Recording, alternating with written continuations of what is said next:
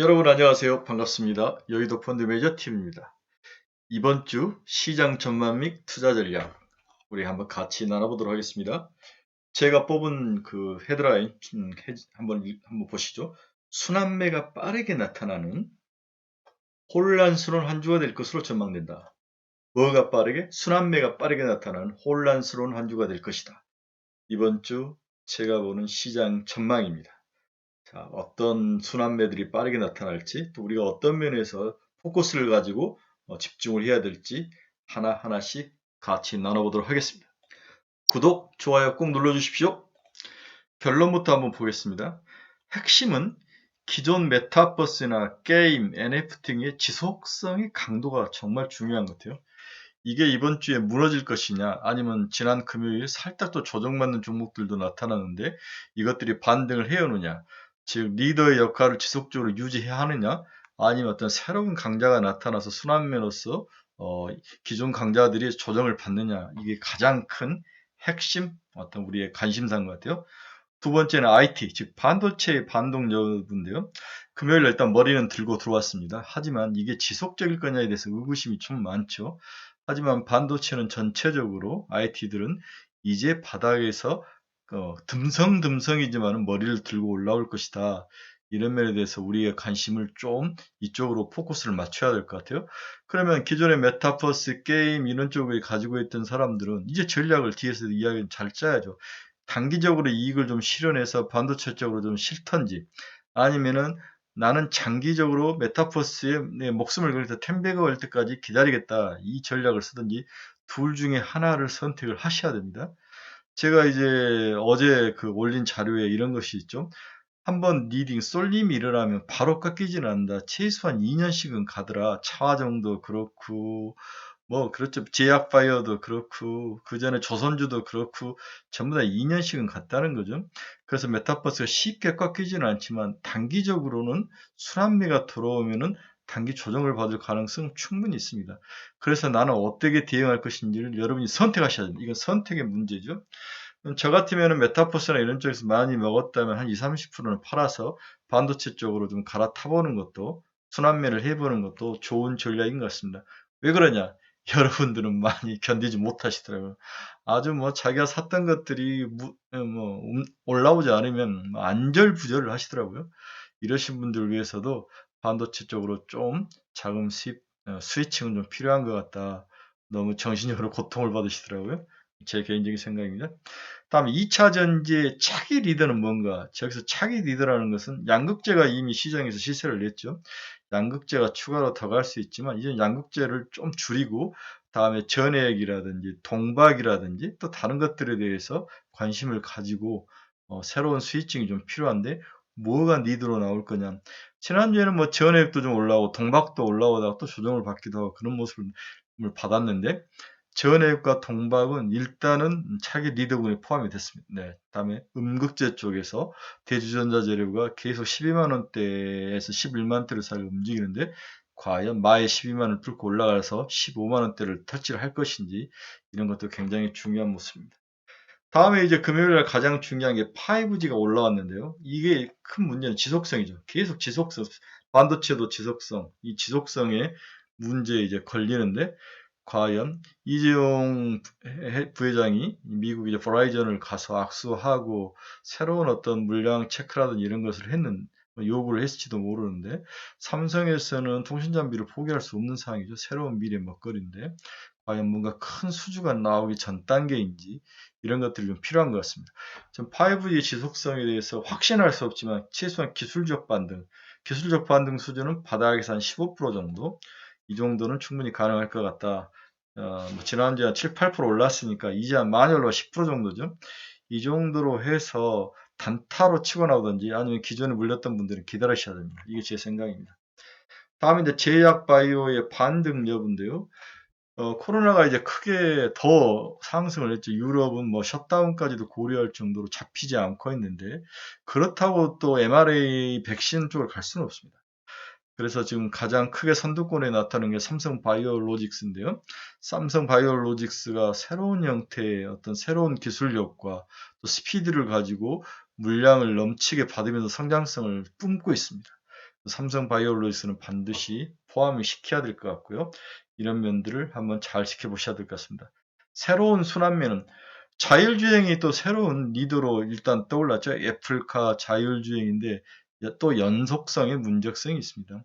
자율주행은 늘 3년 내내 자율주행은 시장의 리더로 나타났다가 연속성을 보이지 못하고 죽고 그러는데 과연 이번에도 마찬가지일지 이런 것들을 잘 지켜봐야 애플카는 다른 거 살 것 없습니다. LG전자와 LG 이노텍인데 LG전자는 무겁습니다. LG 이노텍을 사서 버텨라. 지금보다도 10조는 이제 도전을 할 것이다. 이제 6조대 중반인데 10조 도전을 목표로 장기적으로 깔고 앉아라. 이게 이제 제 결론이었습니다. 자, 오늘 아침에 결론을 여러 가지로 한번 봤는데 속살도 한번 보도록 하겠습니다. 오늘 아침은 제가 보고 있는 다양한 경제 관련 그래프들을 여러분들에게 한번 보여줄 생각입니다. 펀드 매니저들은 어떤 경제 그래프를 보고 한 주를 전망하는지 또 그들이 많이 보는 그래프의 종류들은 뭐가 있는지 이런 것들을 한번 보면은 여러분들도 많은 도움이 될 것 같은데 한번 같이 나눠보도록 하겠습니다. 첫 번째는 미국 소비시장이 상승 반전 중이다. 소비 관련 지표들을 보죠. 최국 미 유통업체 실적 서프라이즈로 연말 소비 기대감이 부각되어 있고 이는 강한 수요와 기업들의 재고 선점을 시작하고 있다. 이후 인플레이션 압력 완화 예상이 가능하다. 시장에도 과도 프라이싱된 긴축 우려 경기감이 예상된다. 대형주로 순환매 대비가 필요하다. 이런 논리로 보는 화면이 미국의 백화점 메이시스와 콜스가 최근에 이례적으로 주가가 상승을 하고 있죠. 그렇죠? 네. 영업도 잘 되고 매출액과 이런 것들이 상승을 하는 모습을 보이고 있습니다.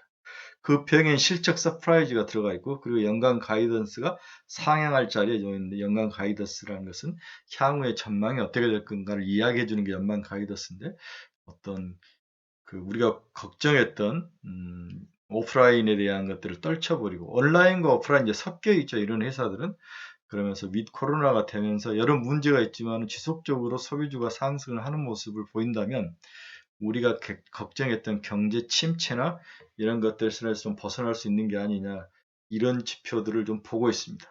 그래서 저는 미국 소비시장 지표를 가끔 보고 있습니다.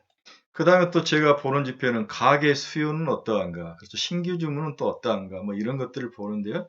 여전히 가계 수요는 이렇게 하락하지 않고 견고한 상태를 보이고 있습니다. 미 소매 판매를 이야기하는데요. 기업들의 신규 주문, 상당 기간 오버슈팅한 이후에 이렇게 오버슈팅을 탁 치고 올라와서 또 그렇게 빠지지 않고 어느 정도 위에서 이렇게 머물러 있는 그러한 모습을 보이죠.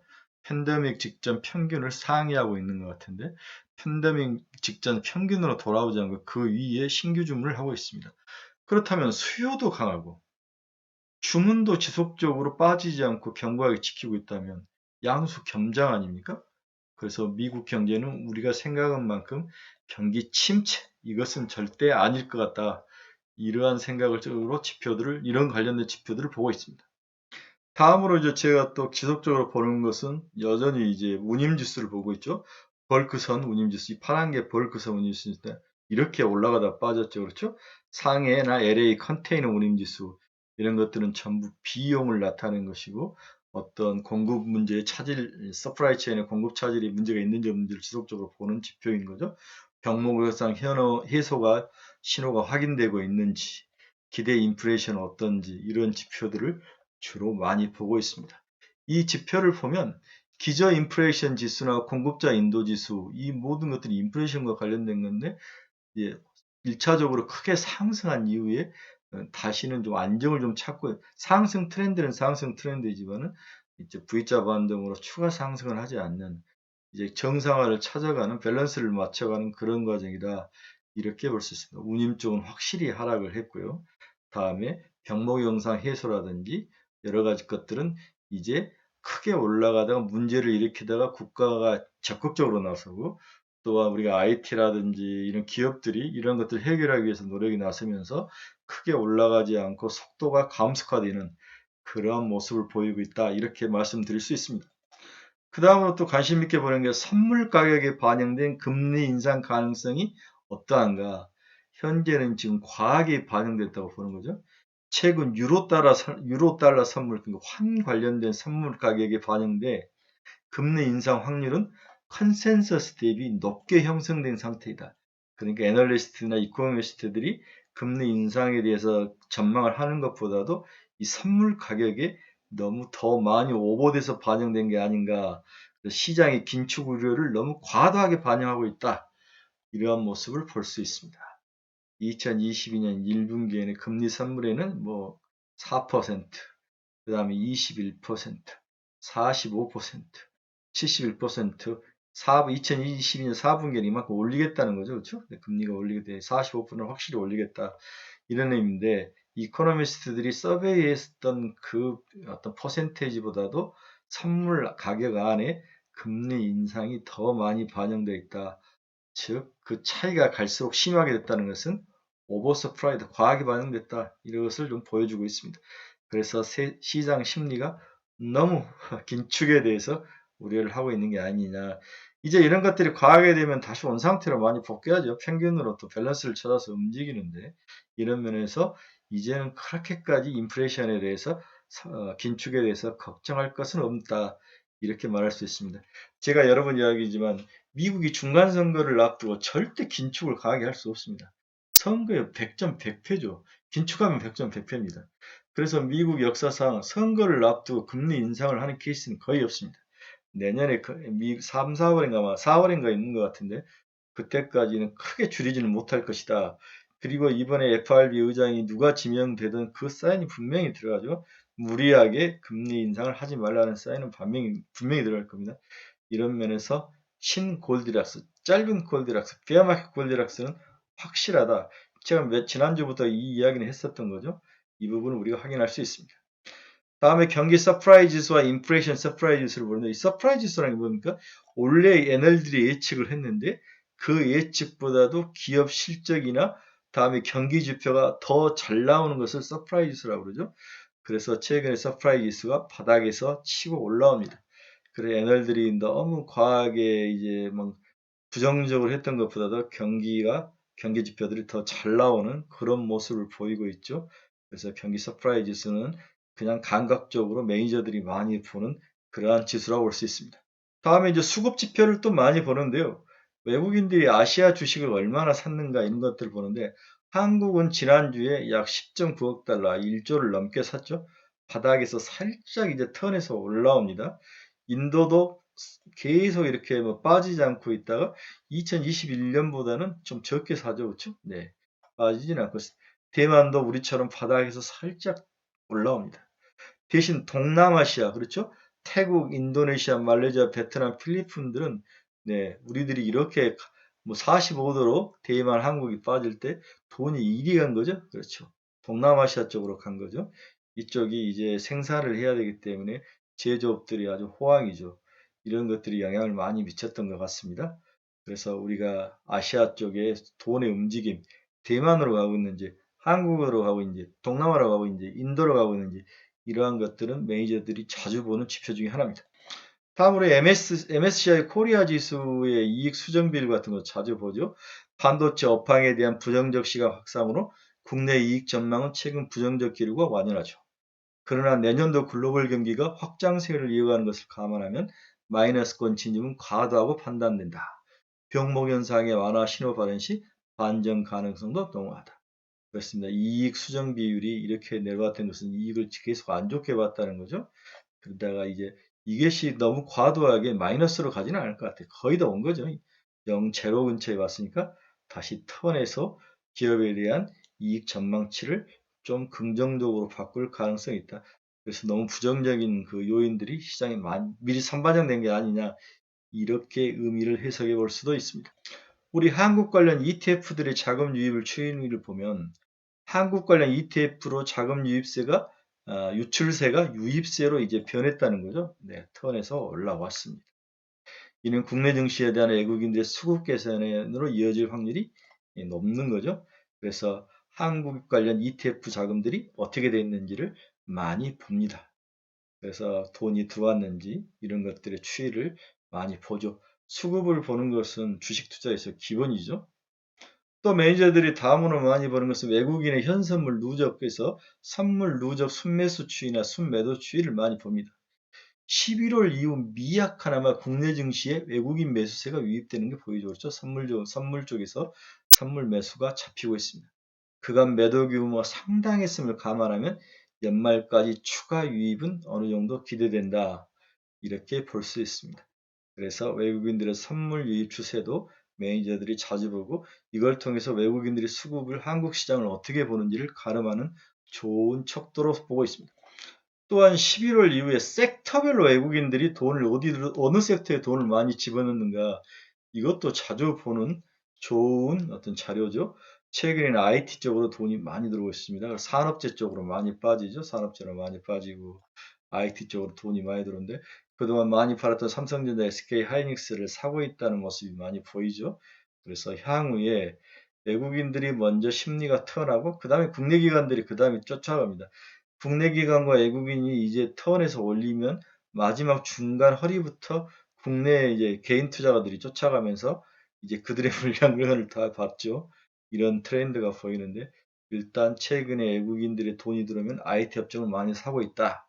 그 다음에 경기 소비재를 조금 사고 있고요. 워낙 바닥이니까 너무 많이 덜어냈어요. 경기 소비재들.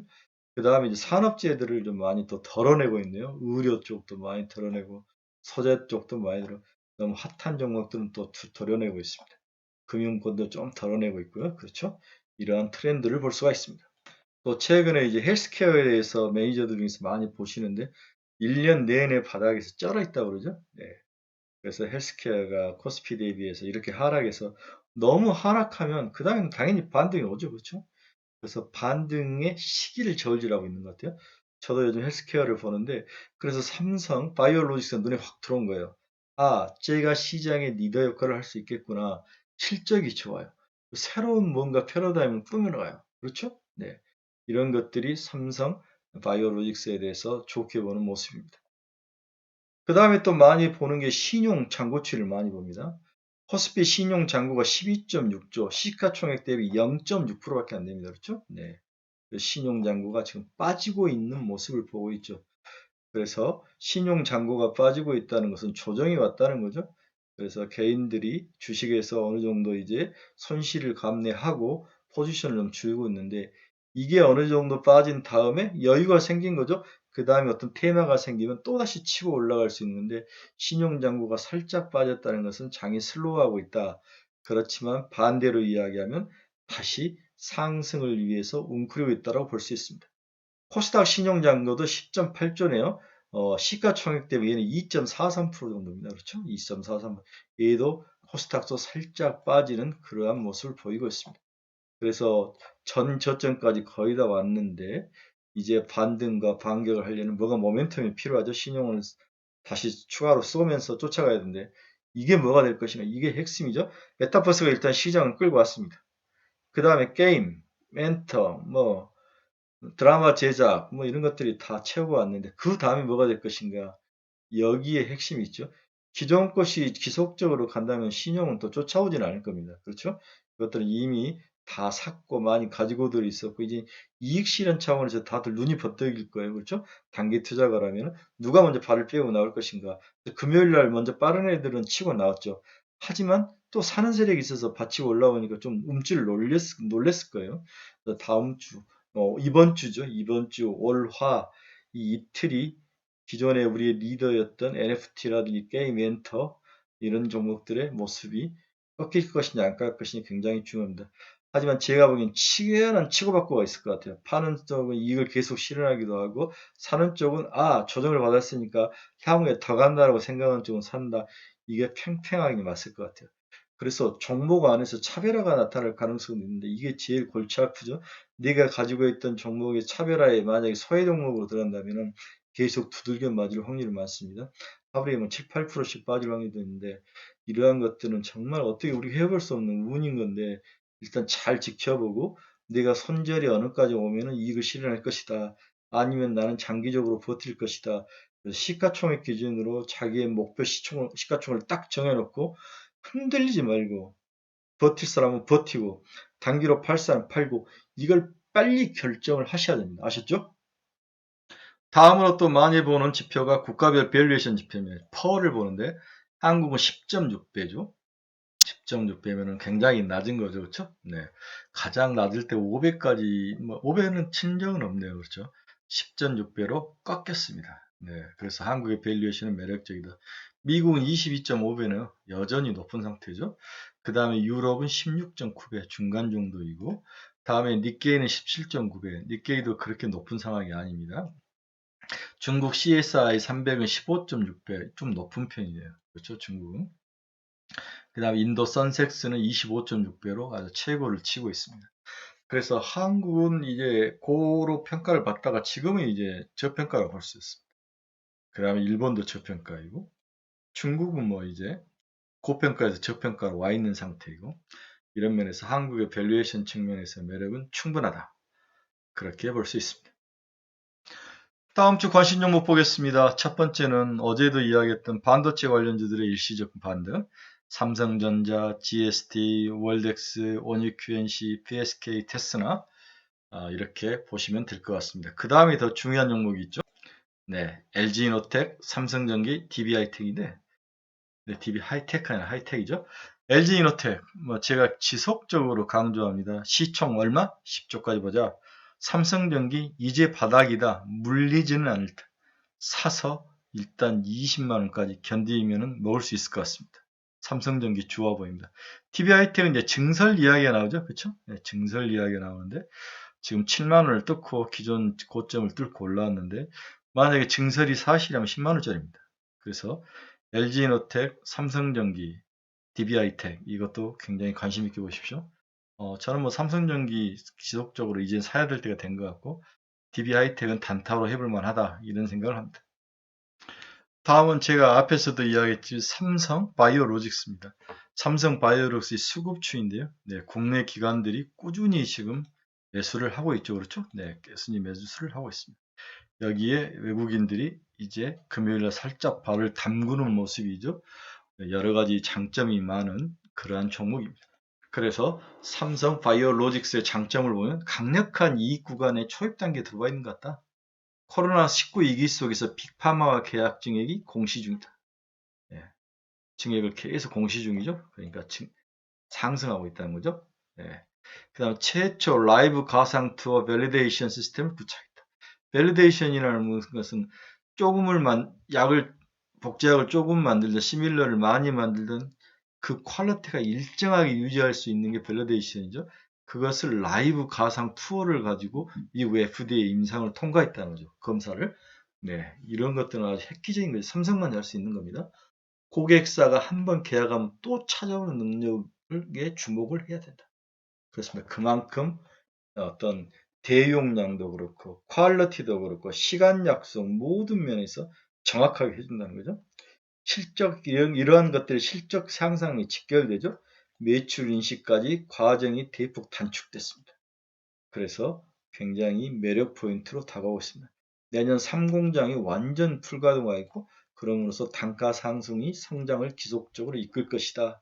이게 바로 삼성 바이오로직스의 장점이다. 사야 된다. 그렇죠? 네. 그래서 삼성 바이오로직스. 그다음에 제가 앞에 삼성 전기 이야기했죠? 네. 꼭 한번 여러분들이 관심을 가지고 우리가 이제 메타버스나 이런 데서 뭘 먹어서 움직여야 된다 하면 한번 움직여 볼 필요는 있어 보입니다. 또 다음 주 관심 종목은 곧 있으면 이제 테슬라가 자체 배터리를 내재화를 많이 강화시키는데 양극재는 LNF, 전해액은 솔루스 첨단 소재, 그 다음에 도전제는 나노 신소재. 솔루스 첨단 소재는 전해액이 아니죠, 그렇죠? 얘는 그 동박이죠, 동박은 솔루스 첨단 소재, LNF, 나노 신소재 이러한 종목들에 대해서 테슬라 관련된 또 새로운 수혜주를 한번 잘 보시기 바랍니다. 그래서 우리가 2차 전지에 또 새로운 숨은 보석을 찾아야 된다면 대주전자재로 기존에 지금의 LG 에너지 솔루션만 실리콘 응급제를 사용하는데 내년에는 SK-온, 삼성 SDI도 사용 가능성이 높다 그러죠. 신규 발주 주문량이 2만 톤까지 늘 정도로 상승이 지속되고 있습니다. 시총이 1.7조인데 4조까지 갈 수 있다. 최소한 3조까지는 견디셔야죠. 그러면 지금 12만 원이 1.7조이면 3조면 얼마입니까? 30만 원까지 간다는 이야기죠. 네, 상식 EDP. 내년에는 상용 트럭도 전기화한답니다. 그래서 이 원통형 전전지를 더 크게 만드는데 이 캔을 만든 게요. 원통전지의 캔을 생산하는 게 상신 EDP라고 그러죠. 상신 EDP 가지고 계셔야 됩니다. 다음은 이제 덕산 테코피아인데요. 테코피아가 전해질 첨가제를 넣어가지고 SK 이노베이션 향으로 개발을 하고 있다는 거죠. 그래서 전해액은 전해질, 그 다음에 용매, 그 다음에 첨가제 이렇게 세 개로 이루어졌다고 제가 여러 번 이야기했죠. 그 중에서 첨가제를 만드는 회사인데 또 덕산 테코피아는 또 OLED 소재도 만들고 다양한 일을 하는데 최근에 SK 이노베이션형 전액에 들어간 첨가제를 만들어서 더 안정성과 불이 나지 않고 이런 것들을 해주는 역할을 한다는 거죠. 그래서 극도 보호하고 덕산 테코피아가 여러 면에서 굉장히 양수 겸장의 매력적인 면을 가지고 있습니다. 다음 이제 폐배터리에서는 고연아이언, 영풍, GS건설 이런 건데 이런 기업들이 내년엔 폐배터리 산업의 어떤 매력 포인트로 나올 것이다. 그래서 성인 하이테크라는 비상장 기업이 잘 하고 있는데 이런 비상장이니까 프리 IPO 시장에서 한번 찾아보시고 폐배터리 리사이클 본격 가동 수혜주도 관심을 가져야 된다. 다음에 이제 동화 기업인 굉장히 좋죠. 자회사인 동화 일렉트로나이트가 곧 증설을 할 생각인 거죠. 그죠? 미국에 이제 SDI가 가면 미국에 따라가서 이제 전해 공장을 지어야 되는데 이런 최대 수혜주가 동화 기업일 수 있다. 자회사 이제 동화 일렉트로나이트였는데 상장하는데 시간이 꽤 한 1, 2년 필요하니까 지금은 동화 기업을 사야 되는 거죠. 그렇죠? 자, 이처럼 2차전지 숨은 보석도 한번 잘 살펴보시기 바랍니다. 그럼 마지막으로 다시 원점으로 돌아와서 이제 단기와 장기 투자 전략을 잘 세우셔야 됩니다. 단기 전략이라는 것은 내가 지금 어느 정도 이익을 실현시키고 나올 것이냐. 장기 투자는 단기 이익에 집착하지 않고 나는 텐베거를 먹을 것인가. 여기에 대해서 확실하게 클리어하게 여러분들이 전략을 세우셔야 돼요. 그렇지 않으면 시장 변동성에 여러분이 떠나려고 합니다. 아셨습니까? 꼭 기억하십시오. 네. 메타버스, 자이언트 스텝, 5 컴퍼니, 알체라는 어떻게 할 것인가? 덱스터, 위직스티어, 맥스터는 또 어떻게 할 것인가? 핑거 같은 새롭게 떠오른 종목들은 어떻게 할 것인가? 전략을 잘 세우시기 바랍니다. NFT 가서 서울 옥션이라든지 이런 종목들은 또 어떻게 할 것인가? 갤럭시 하모니트리 이런 종목들은 또 어떻게 할 것인가? 게임에서는 다날, 컴투스, 게임뷰, 렉슨지티, 웹젠, NC소프트는 또 어떻게 할 것인가? 컨텐츠에서는 하이브는 50만 원까지 갈 것인가?